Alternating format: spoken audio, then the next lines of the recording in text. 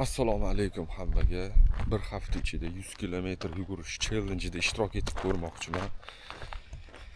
Hop, mo'ljal 1-2 zonalarda yugurish, sababi oyoqda jarohat tez yugurishga bermayapti, og'riq kuchayib ketyapti. Shu sababli ertalab 1 soat, kechqurun ishdan keyin 1 soat.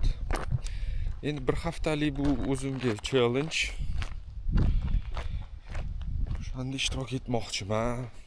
Chunki video olish mahoratim oshirish, uni montaj qilish kerak, kameraga gapirish, o'tda ba'zigina hayajon, uyalish bor.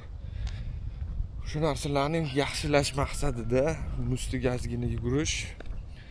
Shunaqa qilib kuzatasizlar, bu yo'q endi qanday ketadi bilmayman. Yugurish tugadi.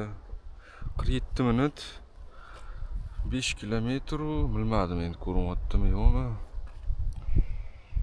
O'rtacha yuraverishi 123, o'rtacha temp 8:38. Birinchi ertalabki yugurish. Bugun xudo xolisi ishdan keyin yana yugurib ko'rmoqchiman. Endi bu yog'iga bir haftalik blog bo'ladi, o'shanga ko'ramiz. Ish jarayonini ham videoga olishga harakat. Raysentrga ketyapmiz, raysentrga. Hopda, davay. Charchama, salom ber.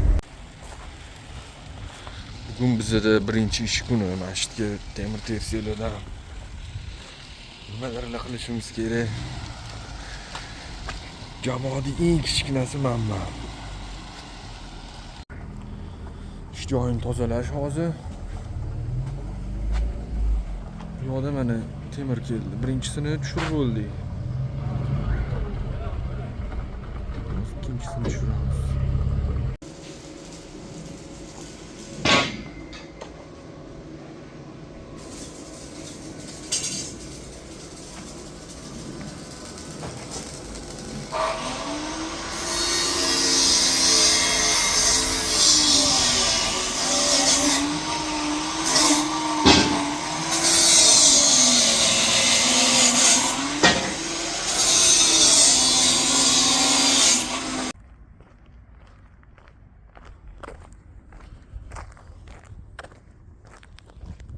Soat 19:20 kechki paytga. Charchadim. Hozir 50 minutda 6 kilometr masofani yugurib, o'rtacha yuraverishi shu 130 lik chiqyapti hozir. Undan oshig'iga kuchim yetmayapti, sababi oyoqdagi og'riqlar. Hozir 1 kilometrcha yana emaylab yursam, xudo xolisi bugungi planni yopgan bo'laman. Chunki ertalab shu 5:40 lar yugurdim. Keyin bugun ish orasida omadim kelib 2 marta o'xshadi. 1,5 kilometrdan 2 marta yugurdim.